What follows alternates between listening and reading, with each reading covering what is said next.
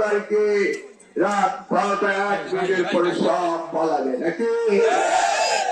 আগামী বাংলাদেশ কার? তারেক রহমানের আগামী বাংলাদেশ, আগামী প্রজন্মের বাংলাদেশ, নূতনদের বাংলাদেশ, ভবিষ্যতের বাংলাদেশ। বুঝতে পারছেন?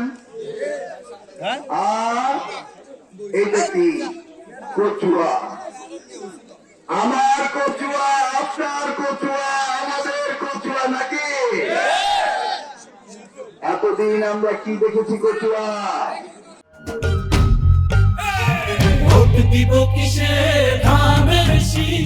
চাঁদাবাজি নাকি? আর চাঁদাবাজি হবে? 12 তারিখে রাত 12:01 পরে সব পালাবে নাকি?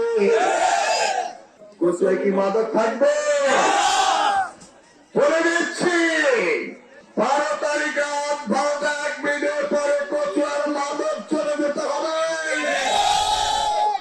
মাদক কচুয়ায় থাকতে পারবে না, চাঁদাবাজি থাকতে পারবে না, সন্ত্রাসী থাকতে পারবে না, চাকরবাজ থাকতে পারবে না, থানার দালালি থাকতে পারবে না। পুলিশ এনে মানুষকে ভরিয়ে দেয় নাকি? চাঁদা নেয়, সেইটা আর থাকতে পারবে না।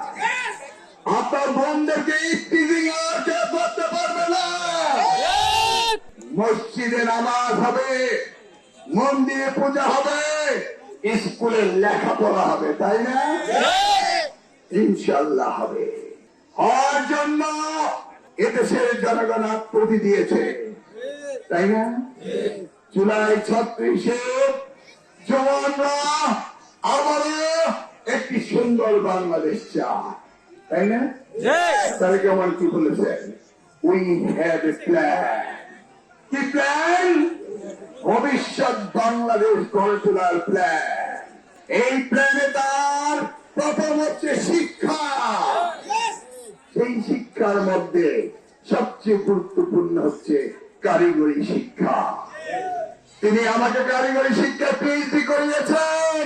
আর্থসামাজিক উন্নয়নে কারিগরি শিক্ষার বিকল্প রয়ে গেছে। ওই যে বলে দিচ্ছি, রুরাল স্কুলে আমরা কারিগরি শিক্ষা দিয়েছি, দেই নাই? আমাদের ভবিষ্যৎ প্রজন্ম আমাদের গড়তে হবে। গড়ার জন্য দরকার শিক্ষা। একটি জাতিকে ধ্বংস করতে হলে নিউক্লিয়ার বোমার প্রয়োজন হয় না, প্রয়োজন হয় শিক্ষাকে ধ্বংস করে দেওয়া।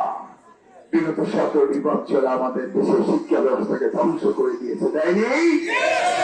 অন্যায়, অত্যাচার, অবিচার, আয়নাগর, গুম, খুন এমন কিছু জায়গা না হয়েছে। এর থেকে পরিত্রাণ পেতে হবে আমাদের। পরিত্রাণ পেতে হলে কার দরকার? যোগ্য নেতৃত্বের দরকার নাকি? ভাই, অনেকেই মনে করে দিবাস্বপ্ন দেখে যে ক্ষমতায় আসতে হবে।